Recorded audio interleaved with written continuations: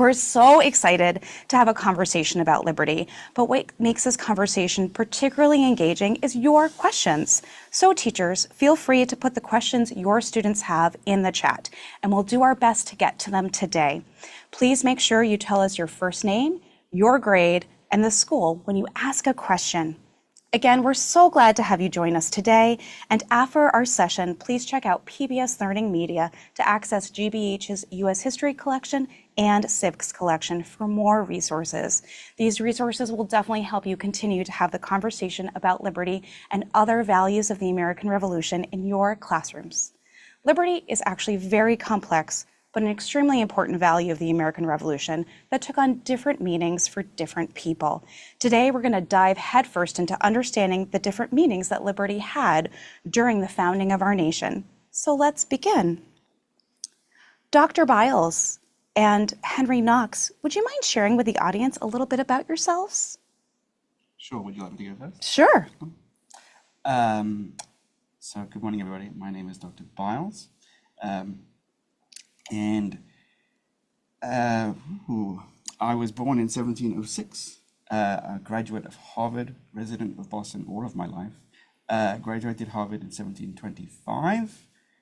Spent my entire professional career as the minister, Congregationalist minister of the Hollow Street Church in Boston.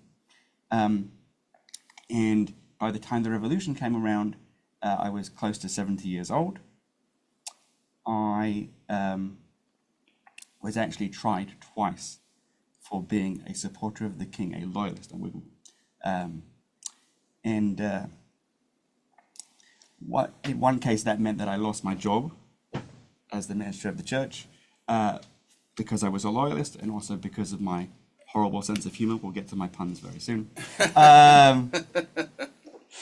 And that consequently, as a punishment for being a loyalist, the town of Boston imprisoned me, but actually under house arrest, where I was given a soldier that marched up and down outside my house. And since the word for a loyalist is a Tory, you may have heard that word. So I had a nickname for my soldier who was guarding me while I was under house arrest, and I called him my observatory. So that lasted, I was under house arrest for a couple of years, starting in 1777, and then I was allowed to live out the rest of my old age in Boston. Thank you. Wonderful, Dr. Byles. I'm Henry Knox. I was born in Boston in 1750. I was a bookseller. I owned a bookstore in Boston called the London Bookstore. I was commissioned to the Continental Army as a captain, eventually becoming a general, and then a major general, and then the first U.S. Secretary of War, before I retired to what is now Maine to live out the rest of my life until an unfortunate meal of chicken, which caused an infection in my throat. So be careful out there. Thank you so much for sharing a little bit about yourselves. Now, Dr. Byles, you've talked about this a little bit, but I'd like to get to know a little bit more for the audience. What is the difference between a loyalist and a patriot? So interesting. Yes. So I said, if you were to look it up in a book, and as we think about it in terms of the revolution, we think about patriot being someone who supports the revolution. And a loyalist being someone who is loyal to Britain, who wants to remain part of the British Empire, that these 13 British colonies should remain part of Britain and loyal to the king, as was at the time. I would be remiss of me not to point out something quite important, which is we use the word patriot because you guys won. Okay, in as much to say that if you look up the word patriot, as you surely know, in the dictionary, you'll find that it means someone who is loyal and committed to their country. So I just want to make it very clear, if it wasn't already, that loyalists believe what we believe because we believe it's in the best interests of our country. So if you ask me whether I was a patriot, according to the definition in the dictionary, I am certainly a patriot. Oh, interesting. That is interesting. Can we dive into this a little bit more? Henry Knox, what are some of the reasons that maybe someone would have been a patriot in the sense of supporting the revolution? Well, one of the reasons I think that there were so many what we would call today patriots in the Boston and New England area at the time is because of some of the influential people that were speaking and writing about some of the issues that were happening. Folks like Samuel Adams, were very outspoken about certain aspects of the taxes that they felt were unjust and illegal. And I think that one of the reasons that we had so many what we would call patriots today in the area is because of the sort of intense influence of some of these like very what we might call today forward thinkers who are thinking outside of the box and suggesting ideas that may have seemed tantamount to some kind of treason at the time. And I think that's why one of the reasons that Boston has that reputation of as being a town that was so sort of intense in its sort of its ideas and stuff like that. So that's like I think one of the major influences of like one of the things that sort of push those ideas forward. So what made you so passionate about American independence? Well, for myself, growing up, very my father sort of left town when I was a young man, and so I was kind of forced into the working world, taking on a trade at a young age.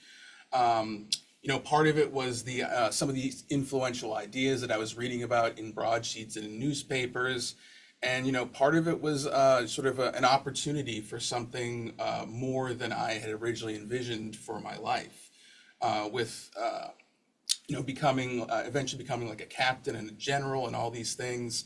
I was able to sort of rise above a station that I probably thought I was able to rise above the station that I felt that I had been born into, going from like a bookseller to eventually having, a title and having, an estate, all these things. Although, if you would ever, read about me, you'll know that even though I did have an estate and it was very nice, I was never satisfied with the amount of money I made. I always wanted to make more money. Hold on to that for a second. I want to come back to that. I want to know from Dr. Byles, what made you so passionate about staying with Great Britain?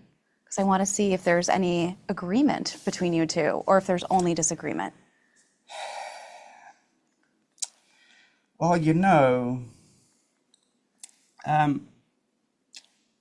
being a loyalist is it's the reasonable, it's the sensible, it's the logical choice. How so?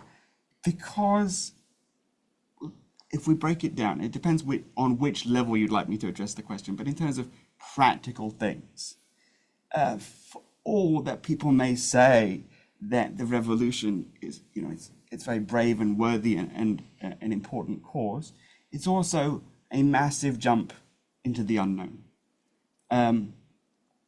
So,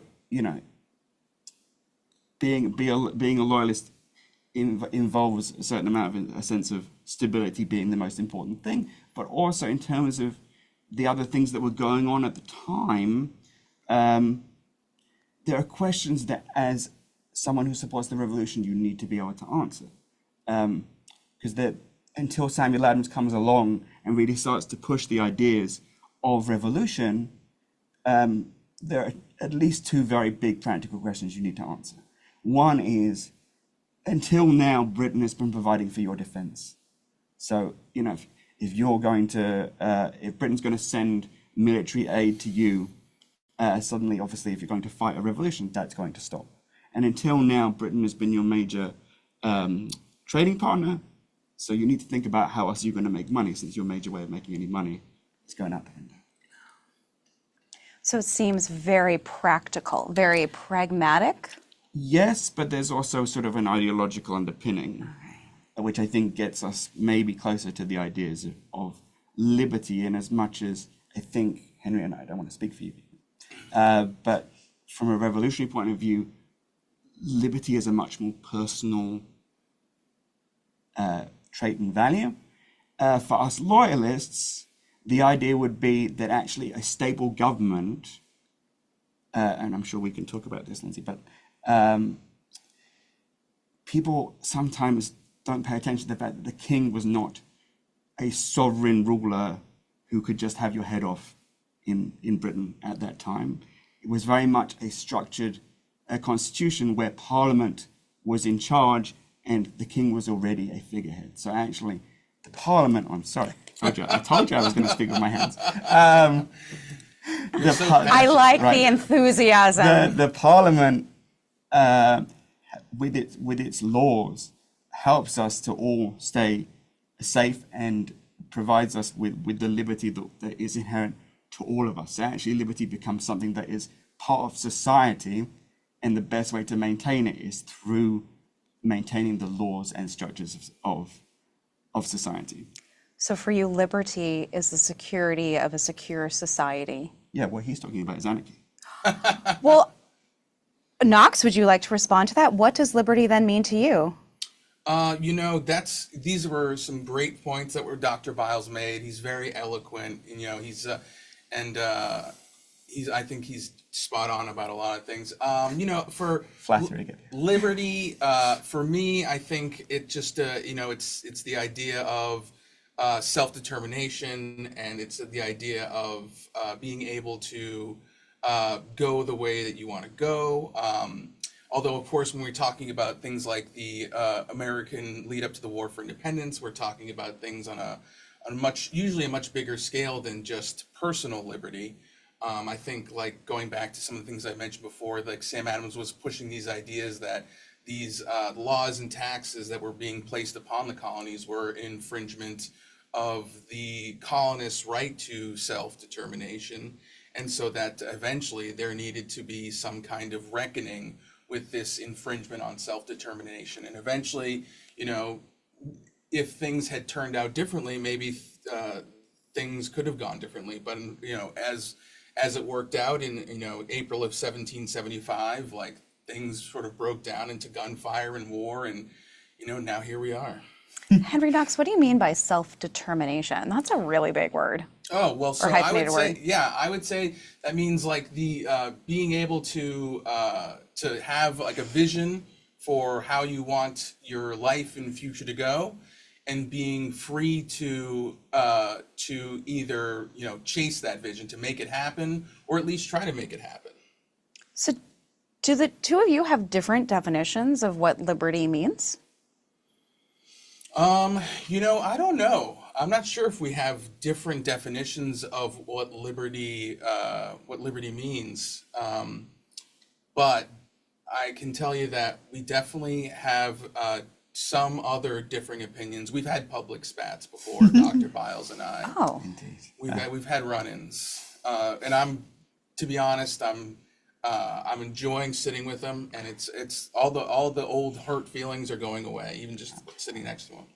so it sounds like you have a pretty contentious public relationship. Can you share a little bit more about this? I would love for Dr. Byles to share a little bit more about that. I feared you were going to set me up like this. It's gotcha journalism, Dr. Byles. True. So, as I mentioned, I was well known for my puns. And as I said, it was part of the reason I lost my job. So bear that in mind when I tell you this. So when the Siege of Boston works in March of 1776, and it becomes under George Washington's control, Henry Knox, who has taken a prominent role up until this point in what is becoming the Revolution, rides past me, at which point I say, you sure you want me to say this? Oh, please do. I want everyone to know. I never saw a fatter ox in my life. That's what the guy said. The guy said this Which in was, the 18th century. in my defense, We are in front of school children right now. intended to be a pun on the word Knox. That's right, because if you might not be aware, I was known as Knox the Ox, not only for my, terrifying will, but also because of my portly stature. I was a fat man. So this is a very cutting and clever insult. Very clever and cutting insult. Kind of you to call it clever. Fattest ox, I love it.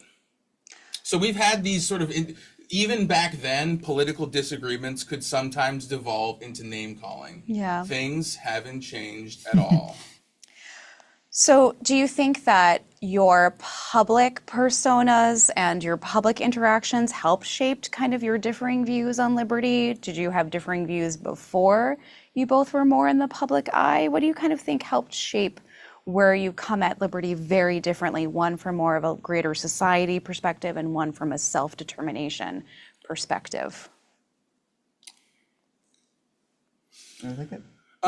So, I'm sorry, can you repeat the question? I'm just, because you have very different ideas of what liberty means. Do you think it just became, as you were more in the public eye and more Yes. talking to people through revolutionary ideas, do you think you had these ideas from the beginning and stayed with them the whole time? Did any of your public interactions change the way that you view liberty? That's a great question.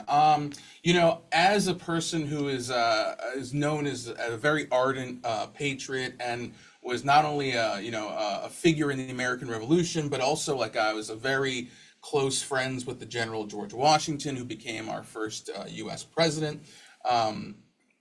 Even before all that stuff, I'm sure that some of these conflicts with like folks like Dr. Byles or other American loyalists and Tories, I'm sure that these sort of these simple disagreements over things like taxes and policies and laws, as you start to understand how these taxes and policies and laws could personally affect you, it does make you more personally invested, more emotional, and more prone to things like getting super angry when someone calls you a name as you ride by on a horse. So I think that these policy sort of disagreements can become personal disagreements, as we've seen in our own experience. So I think that for me, having spent my professional life pastoring in a church, first of all, I think it's worth noting that I made a point. So historically, it's true that most religious figures and leaders of churches in Boston at the time of the Revolution were staunchly in favor of the Revolution. So not only was I unusual in being a loyalist religious figure, it was also the case that I made a point of never preaching politics from the pulpit. Quite proud of that. Nonetheless, I think that my religious training and the fact that in terms of my family connections, I had come from a family that had been loyalist, that was connected to loyalists, and I think that my sense of that never really changed. I think it potentially intensified as things became more frayed and things became clearly at stake. And indeed, so most people have to sadly admit have never heard of me, but. If they ever have, there is one quote which I think summarizes a sense of how things are beginning to even change and get worse from my perspective, because you may have heard of the Boston Massacre we just celebrated, if celebration is the right word, the anniversary of the Boston Massacre on March the 5th, in this case March the 5th, 1770. And when I saw the funeral procession for the first victim of the Boston Massacre, a gentleman by the name of Crispus Attucks, I turned to a friend and I said, people may call me a brainless Tory, but I ask you, which is better, to be governed by one tyrant 3,000 miles away, tyrant as in King George, or 3,000 tyrants less than a mile away? In as much to say, what I'm looking at right now and seeing a violent mob of people following the coffin, that seems very scary to me. Thank you for sharing that. I do want to kind of dive a little bit more into the loyalist angle in a moment, but I'd like to ask you both, to what extent do you think the revolution was about liberty? To what extent do I think the revolution was about liberty? I would say it was very much about liberty. I think that though, for some maybe major figures, the idea of the liberty was maybe slightly different. I think for some people, the liberty was about, total freedom for the colonists to live life the way they want to live it. For others, the freedom may have been freedom from things like taxes and tariffs that would allow them to sort of to increase their own personal wealth.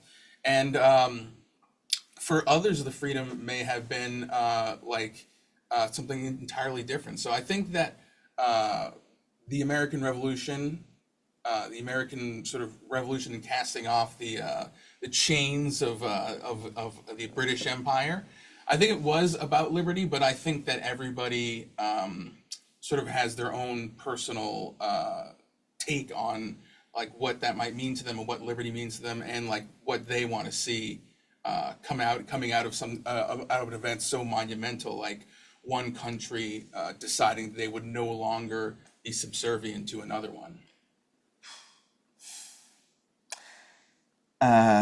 So I certainly think that the revolution, a key part of that is to do with liberty. I think that it has to do with those two sort of different definitions of liberty that we're talking about. That yes, people felt that their personal rights were being harmed, and that certainly was a big reason for the revolution. From my perspective, that obviously seems quite worrying, in as much as the structures of government are going to fall apart and then it's just everybody for themselves. It's also just, I think I would say, worth bearing in mind that if you were to compare the American Revolution and how it began through ideas and arguments about what rights mean and who gets to do what and what the government is allowed to do and not do, that's a really powerful thing. But it's also very different from other independence and revolutionary movements around the world. Like, as the British government, who I will freely admit misjudged so many things along the way to independence, look at this from afar, I suspect that they would look at it and say, you guys are going to have a revolution about tea and taxes? Show me the people who are being imprisoned and are being hurt and having their actual individual rights taken away. Like, who's starving here? Who's really suffering on a very deep level? Whereas what the suffering that the revolution understood was the suffering that comes from a government that is, as they understood it, reaching beyond its power. So, Dr. Byles, do you want to make your case for school children as to why the Loyalist cause was the right cause to support? This is your time, your chance. Clear up any misconceptions. We are so, as you mentioned earlier, we're so focused on the Patriot cause. I think I would just want to emphasize, and hopefully it's been clear from our discussion so far today, that us Loyalists loved our country as much as anybody else, believed that this was the right thing to do, and that being a Loyalist and being part of Britain meant that you were under British rules, which already meant that the king was not in massive charge, and that, to be honest with you, Boston had an advantage of being so many thousands of miles away from London, so it was often quite left alone, honestly. And that actually, if you appreciated that stability, there are a lot of big questions you need to answer about, jumping into the unknown and what is life going to be like as an independent country, which for me is, there are way too many questions to make that feel like it's a sensible thing. And we're already getting our rights as British subjects, so I don't see any reason or any safe and logical reason to threaten that in any way. And it's worth, to finish off that thought, thinking about the fact that the reason the revolution happened, I think, and General Knox would agree with this, that the reason the revolution happened is because those big leaders of the revolution saw that they had rights that came to them because they were English, right? And because those rights were being threatened, that led to revolution, which already tells you that being a British subject gives you the rights and protections that we already have, and what they're asking for actually is taking those certainties and those rights, not necessarily taking them away, but certainly threatening them and prioritizing the individual and threatening the structures of society. And all of that seems way too dangerous to me. Do you think liberty can endure in this new nation? I mean, I think I've probably made it clear that the British system of government with its, you guys here nowadays have a written constitution, and in Britain they have an unwritten constitution. And I would say the reason for that being a good thing is that it's easier to fix than something that's already set down. So already saying that, the short answer to your question is yes, I think it can. Yes, I would prefer a system which doesn't write those things down and make them more difficult to protect in the long run. But if people are able to balance both their individual rights and their commitments to society, then there's no reason why liberty cannot endure in this new country. And what about you, Knox? Do you think liberty can endure in this new nation? I think, first of all, that was very eloquent, Doctor. You're always such a good speaker. What year were you born again? 1706. 1706. Some people think 1707. You're older and wiser than I am, so that was a very eloquent answer. I thought it was beautiful. I didn't know that about the unwritten constitution. I'll have to look that up. You don't believe me? No, I do believe you. Yeah, I have to look it up and make sure you're not spinning a yarn here. So unlike me. Yes, I think that liberty can endure in this new nation as long as there are people that are willing to speak out, willing to take a stand, willing to take a little risk for what they believe is right, and to also to love and support your fellow countrymen. As long as these sort of ideas are in the hearts and minds of the people, I think that liberty can endure. And I know that's a bunch of vagary, but that's how I feel. I think this is fantastic. Thank you both so much for starting this conversation. And now it's your turn to ask questions. So I'm going to start with some questions that we've received so far. So please keep them coming into the chat. Again, if you're going to put a question into the chat, please send over your name, your grade, and the school that you're from. Callie would like to know why your hats are shaped like that. That is a really good question. Kelly? Callie, that's a great question. One of the things that made these hats so popular in the 18th century was the prevalence of being in urban spaces and the powdered wig. These hats that we wear, we often today call them like tricorn hats or tricorner hats.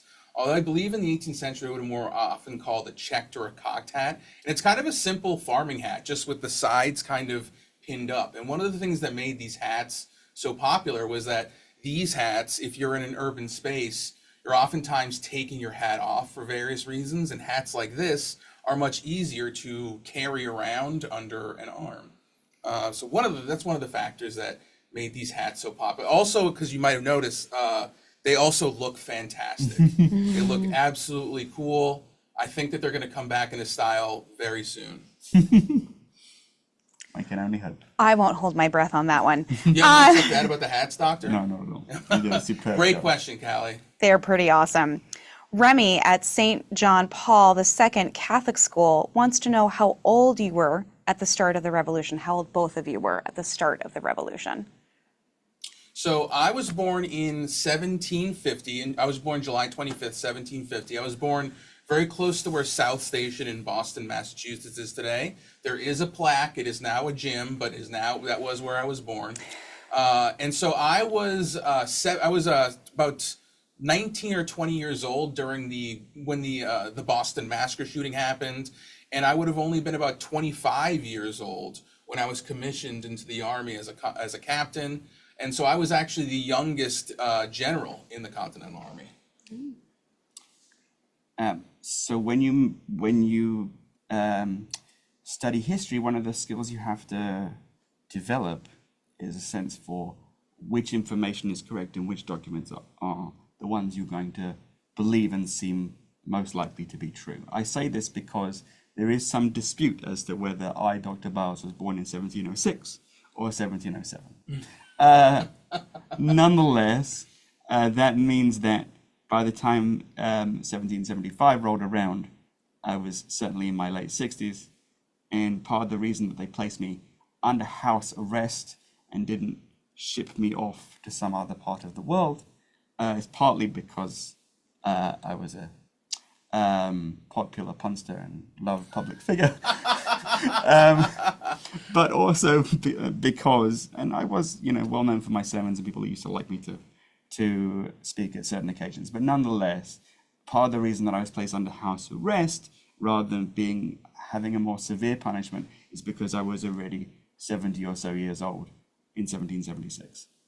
So by the time I was tried the following year, that's how I ended up staying in Boston, being that rare thing, a loyalist in Boston at the time of the Revolution. Doc, do you have any insight on what you did during your house arrest to keep yourself entertained? So I will tell you one little story. So my house arrest in total lasted 2 years. For 2 months, that included a guard, my observatory, as I mentioned. Remember, Tory means loyalist. Oh, yeah. I didn't say good sense of humor.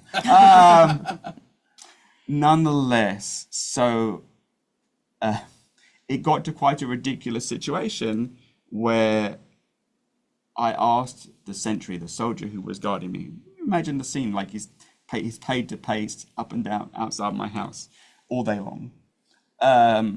So I asked him, would he mind going to the to fetch water from the well? And inevitably, he says no, and somehow or another, I managed to convince him to say, look, I will guard myself. So you go and get the water, I'll march up and down with the gun. And that's actually how I managed to get water.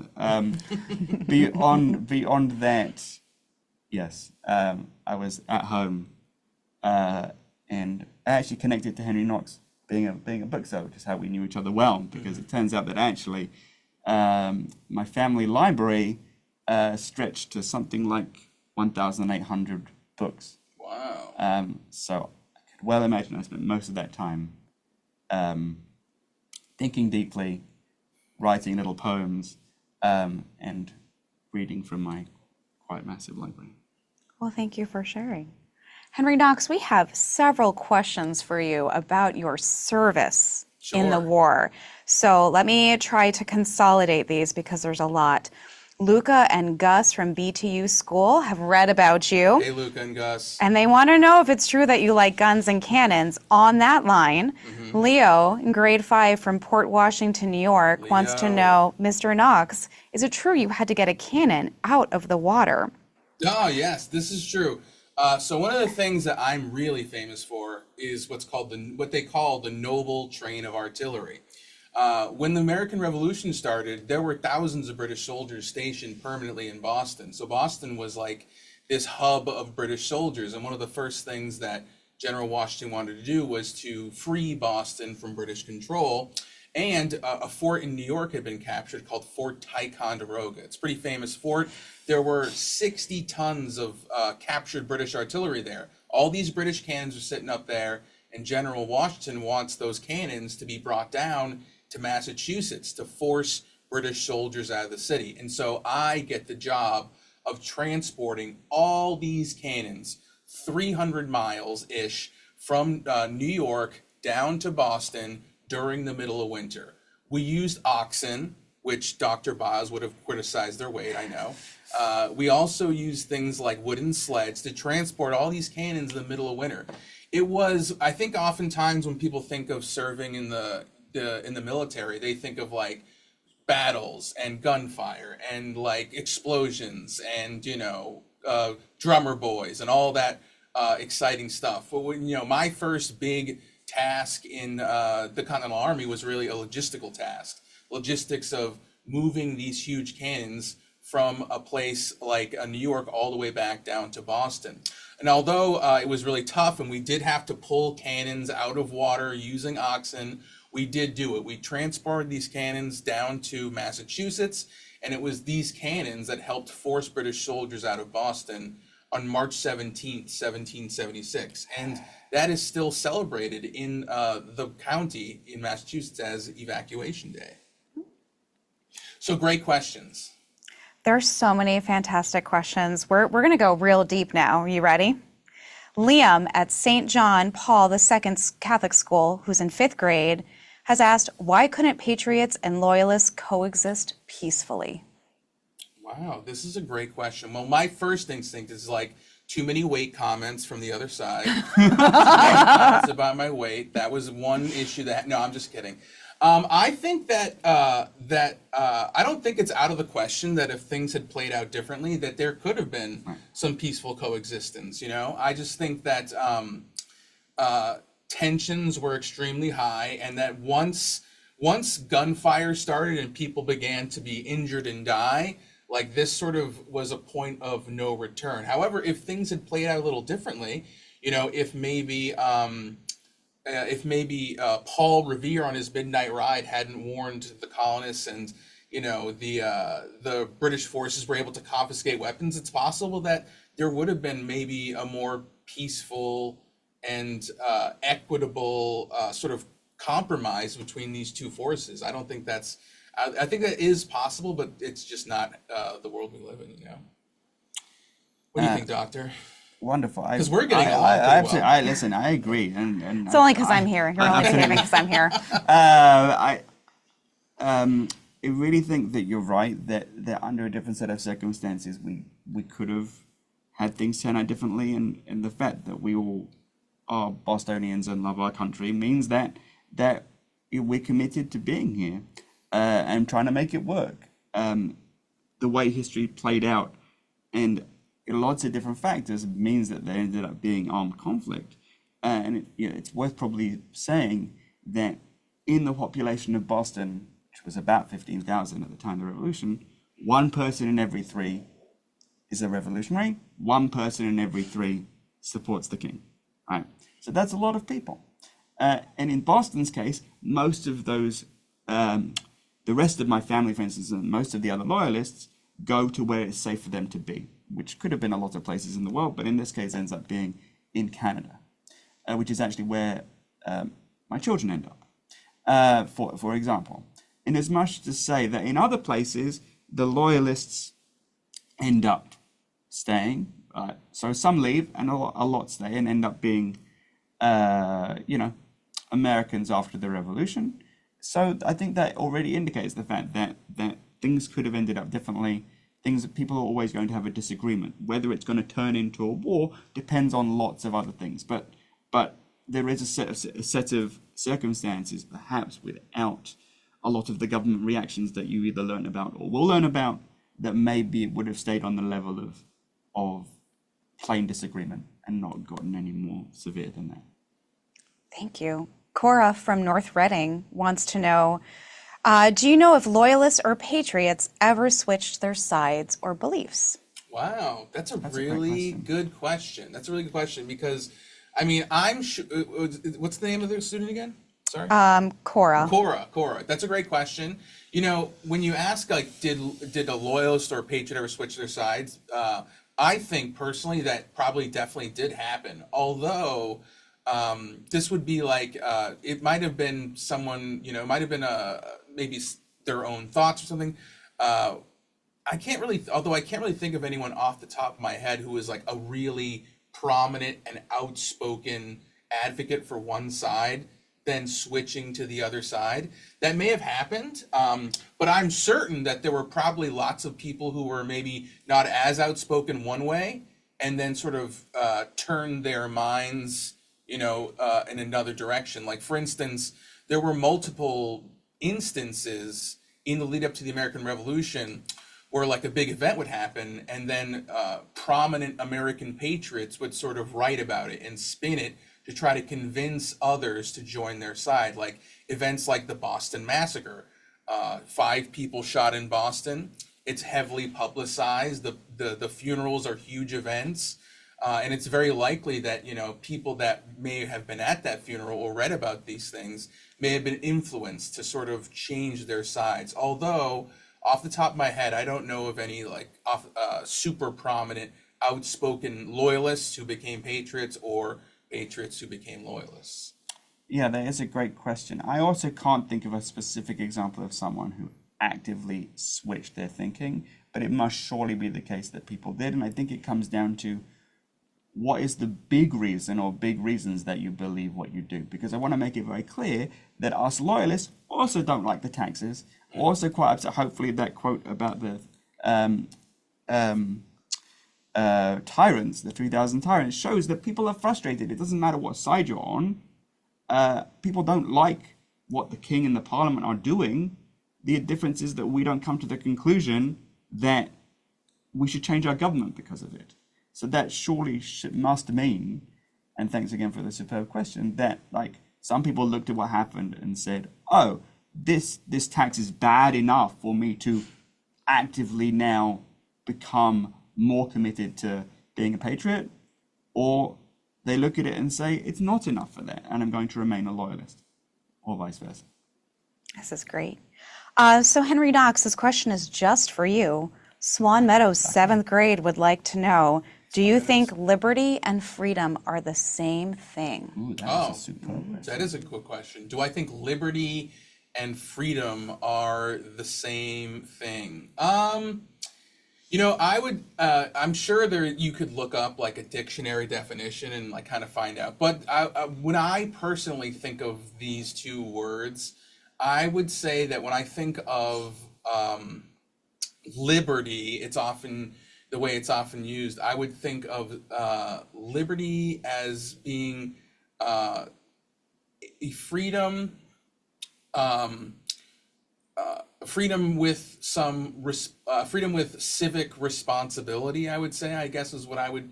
When I think of liberty, I think of freedom to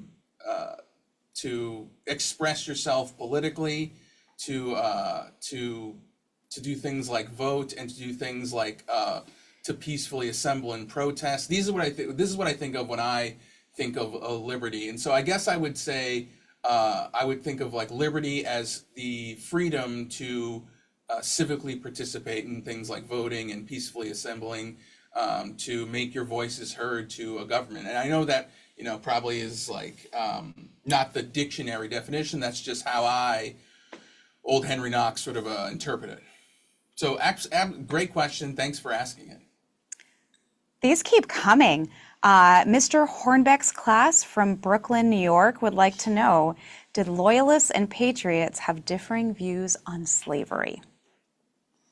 That's a really good question. Ooh, that's a good question. That is a good question. So there are definitely there are some very, very outspoken American patriots that are in Boston. And some of them are very anti-slavery. Some of them are abolitionists, but some of them are not only, acquiescent of slavery, some of them are taking part in the institution of American slavery. Folks like John Hancock owned enslaved people, and so they're whether a patriot or loyalist, I don't know of any sort of, if there's like one side that is more or less abolitionist off the top of my head. Do you know, Dr. Byles? It's a superb question. Thank you. I'm not sure that I do. Forgive my lack of insight here. I have not found any evidence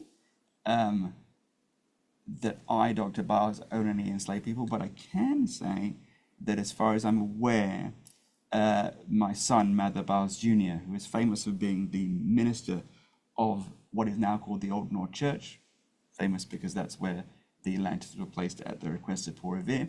So on the night of the revolution, he was still the minister of that church. And he, to the best of my knowledge, actually did own an enslaved person, which is obviously evidence of the fact that I don't think we can make a separation based on commitment to the British government or commitment to the revolution as to how you think about issues of enslaving people. Yeah. So yeah, I'm not sure if I can answer that question like with 100% knowledge, but I just think that the terrible institution of American slavery was very insidious, and it was very prevalent and common all over the United States, including the Northeast. It's probably also what just occurs to me to say that both sides, according to there's a famous saying in politics and history, the enemy of my enemy is my friend, which led enslaved people to either side on the revolution, because one side was saying, if you fight with us, we'll give you freedom, and certainly Britain was for sure saying that. So it attracted folks according to that argument, but that argument was being made by both sides because it suited them. Excellent question. Thank you. Superb question. Thank you for that. We've gotten some more questions about your clothing, and so I'm going to take one from the EE Little School, the 5th grade classroom. AE Little School. Do Loyalists wear clothing that identifies them as separate from Patriots? So did Loyalists and Patriots wear different types of clothing? In general, no. Although, so in terms of styles, it's similar. There is talk of certain colors denoting your allegiance, and that green and yellow was taken on as a particularly loyalist color. But in terms of styles of things, it's pretty much the same. But yes, there was some leaning towards certain Green colors. and yellow, huh? Mm-hmm. Pretty good. Pretty good. Interesting.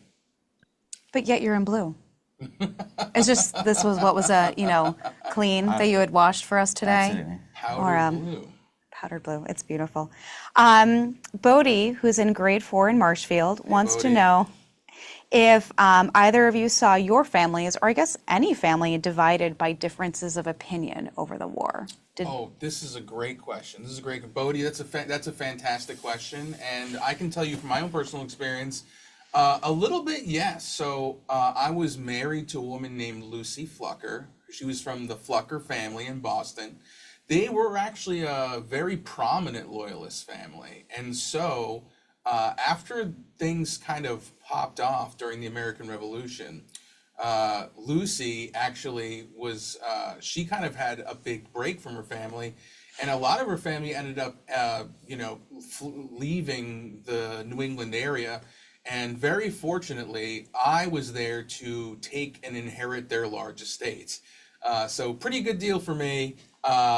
Probably, but we can see there that she actually had a big split with her family. They were a big, prominent Loyalist family, and they just happen to have, a big house and all this great stuff. And after the American Revolution, they weren't really around anymore. So I was like, I'll take all this, sure, yeah. Well, that's part of the reason people were so surprised that you turned out to be such a big fan of General Washington and in favor of the revolution. Yeah. Don't know where your bread is buttered, do you? That's true. There was a little bit of moment there where people thought I might go to the other way because I was married to a prominent Loyalist. Yes. So in my own family, it seems pretty clear that people remained Loyalist. What I can say to sort of add to the intensity of that is that I said that my own children left to go to Canada. That includes Mather Byles Jr., my son, who was the minister of the church we just mentioned. But it is also true that part of the reason that I stayed, yes, I was elderly, but also because I had 2 unmarried adult daughters whom I stayed with, and we all stayed together in the family house in Boston.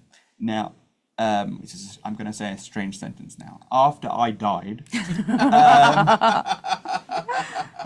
they inherited the house from me and actually treated it as an enclave, a little area that was still Britain, in as much as they did not acknowledge the existence of the United States of America. They refused to pay taxes to the government and actually got into a big fight much later in their lives, because they were around until the early part of the 19th century, much later in their life, when Boston decided, hey, we want to buy your house because we want to build a big road right where it is. So they actually had a massive legal fight. Wow. Because my daughters, and rightly so, did not wish to acknowledge the government and were not willing to play along with their schemes for for evicting them and throwing them out of the house. Wow. That I didn't is- know that, Dr. Byles. That is a fantastic story. Kids Speak Homeschool says thank you, and they want to know, do you feel there is a difference in the liberties fought for wars today than the liberties fought for wars in the past? Wow, that is a really good question. A difference in the liberties fought for today versus the liberties fought in the past. Over that wars are fought over. That's a good question. I think so. I mean, wars are obviously bad, except for the one we're talking about. That one's fine. The one we're talking about is good. War, obviously is not a good thing. We would obviously want to live in a world without war. So do I think there's like a difference in the liberties that people fought for then versus now? Maybe slightly, but I think that even back then, these conflicts, I think back then, people viewed in a similar way as to they do today. Some folks seem to, spoil for war and to wish it and to want it. Others want to like avoid it at all costs, and others might see war as like some kind of opportunity for some great social change and some way that they can, sort of maybe advance their own personal beliefs. So I would say that the wars that happen today and the wars that we're talking about, obviously, as an American patriot, I fully support the casting off of the chains of this guy's British Empire, no matter what the costs and what we had to do. So I would say, yeah, I think that there are similarities between these, the war we're talking about here and the maybe, I don't know, conflicts that still happen today. But I don't know if I could articulate any kind of massive differences or similarities. That's a superb question. Thank you again for it. I think that in the case of the American Revolution, as we've kind of touched upon, for the revolutionaries, it's very much about personal liberty, and I guess you could extend that to understanding values of freedom. And I think we can see that those are still values that countries go to war over. However,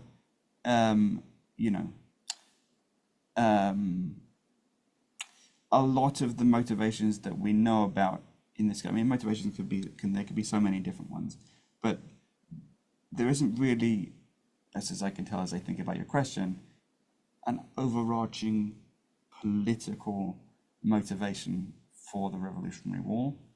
I mean, obviously, it is intended to change the status, and that's very political. But in terms of what's pushing people towards that, it's because of the arguments we've spoken about. And I would make the distinction, like I did before, between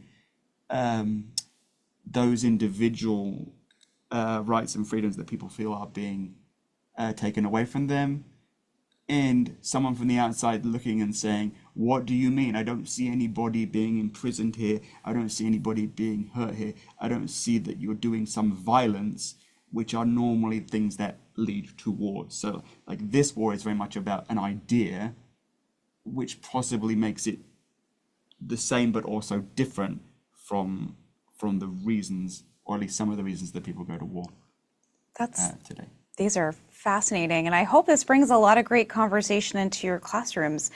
We have time for a couple more questions. Eliana from Boston Public Schools wants to know, were Loyalists and Patriots friends before the war? Oh, great question, Eliana. I think, yeah, there are probably many cases where people found that where friendships may have become strained or ended because of differing sort of views on the burgeoning American Revolution. I'm sure that did happen. Of course, with Dr. Mather Byles and I, we never really had a real friendship before he began to publicly slander me.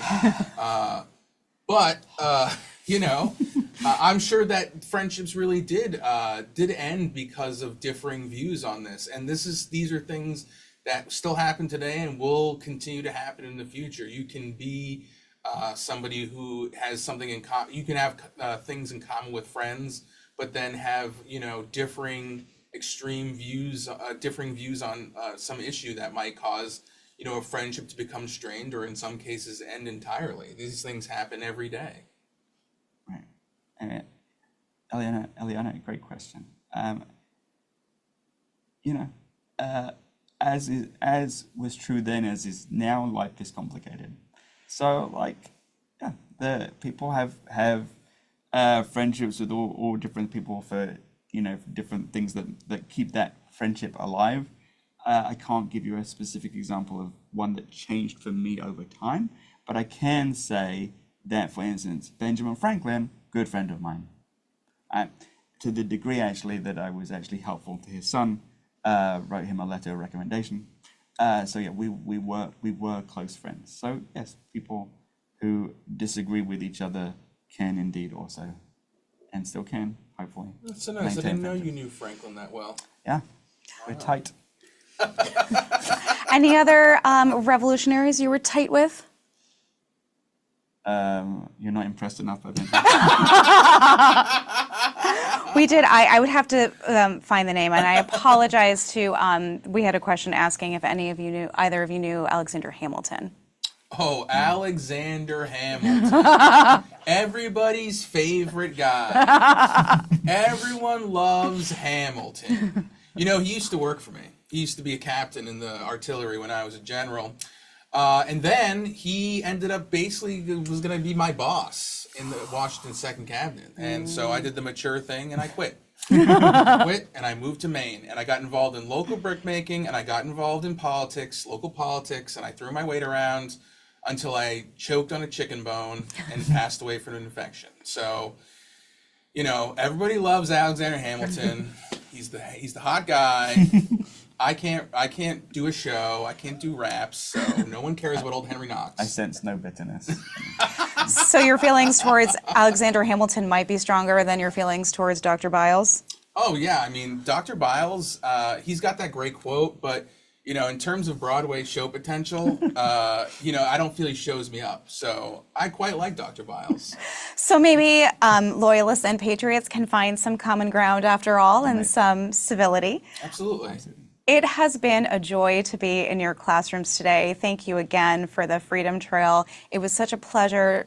Dr. Mather Byles, Henry Knox, thank you so much for your service to our nation, for your thoughtful answers, and for coming into America's schools. If you have any questions, feel free to jump the last few questions in the chat, and we can try to answer them later. We hope that you join us on Wednesday for our next conversation. This time we'll be looking at equality. Again, thank you so much. It was such a pleasure. Take care, everyone, and enjoy the rest of your Civic Learning Week. Thanks so much.